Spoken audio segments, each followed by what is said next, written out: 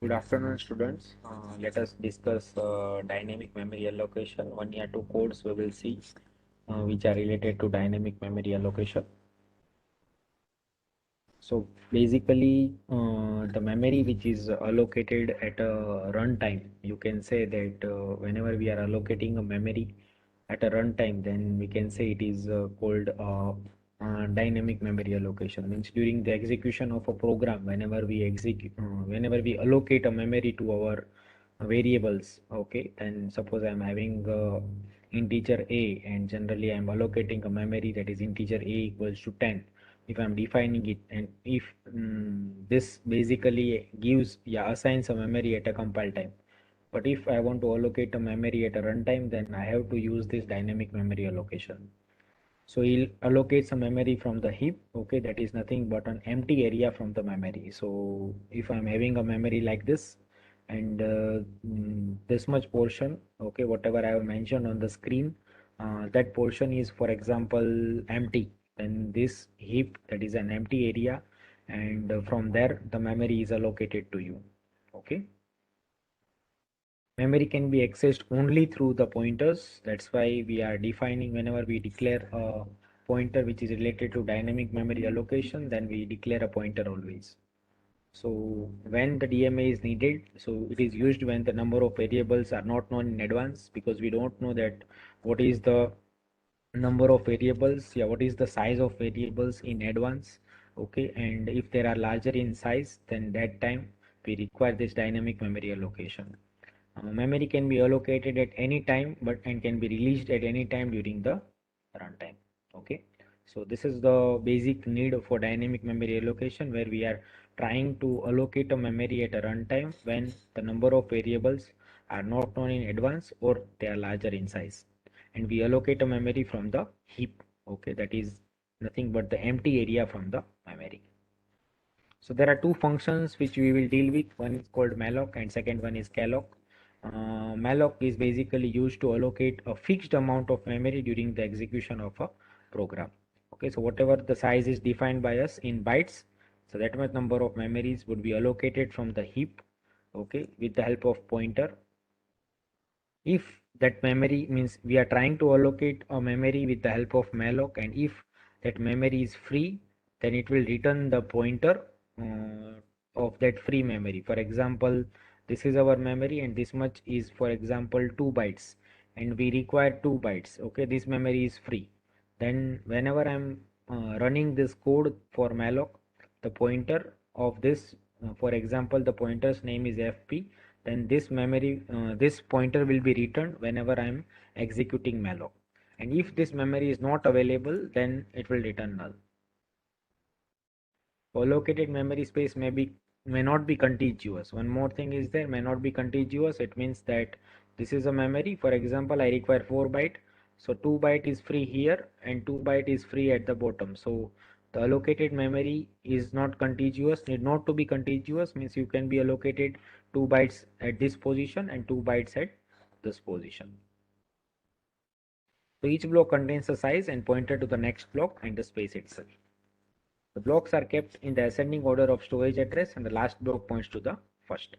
So this is how you can declare a malloc function. So that is a pointer variable, then typecasting, so the data type which you want, then the name of the function, that is malloc, and then size of your integer. Okay, if you want an integer type, then the size of that int. So this is how you can declare a malloc function. Let us see the code which is related to malloc function. So first of all, we will declare a pointer variable. So fp is your pointer variable which you are seeing here. Then how we have seen the syntax.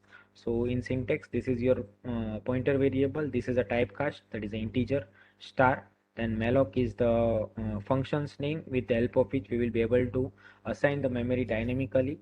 Okay, and then this is the size of integer. It means that this much size of memory will be assigned with the help of malloc function, and it would be of type integer. It means that 2 bytes will be assigned. So star fp, now once the size memory has been assigned to us, if it is available, then it will be assigned to us. Then your pointer will point to that memory location. Now you can assign a value at this location. So star fp, that is value at this particular location. I am assigning this value to 25, and if the memory is not available, then null will be assigned to us. And if I'm printing fp and if the value is printed, it means that the memory is assigned and I'm printing the value at this particular location.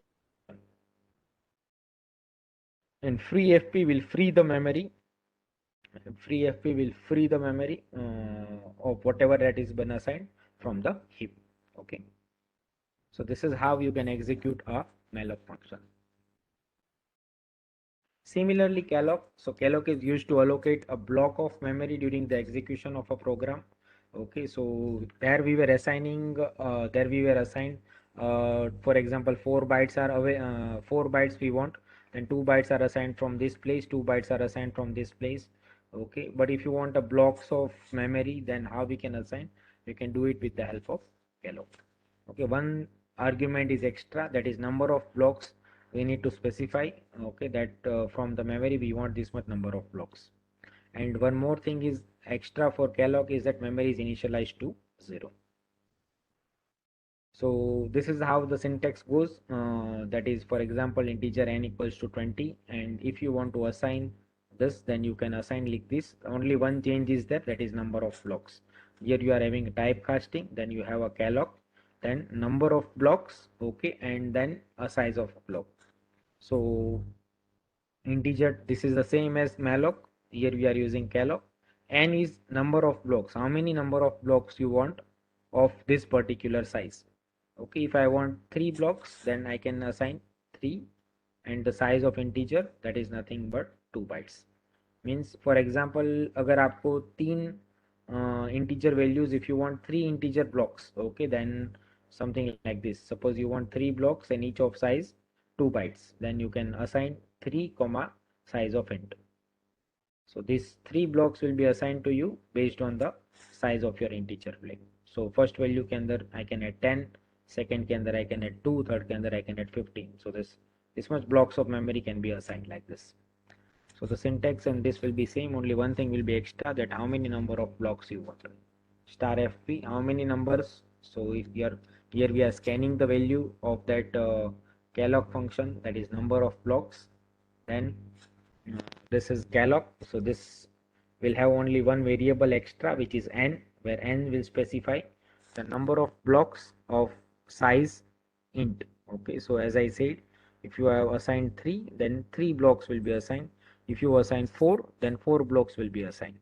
So if here whatever based on the size of n, this for loop will run. Okay, if I am assigning 3 blocks, then this for loop will run from 0 to 3. So scanf %d and fp, so this will scan the value of that variable, and that pointer will be made plus plus. So first of all, I am assigning, suppose for example, I have been assigned this 3 block, then your fp will point to this first block. If you are assigning first value, then fp will be incremented to second block and then to third block, and all the valuables where you can print like this. And then we are freeing up the memory. So if you want to print, we are just scanning the value. So that's why here we have scanned. So how many numbers? For example, 3. So 3 value we have scanned, 1, 2 and 3. Later on you can also print the value of that pointer, that is fp. But basically the idea is to understand how the calloc as well as malloc works.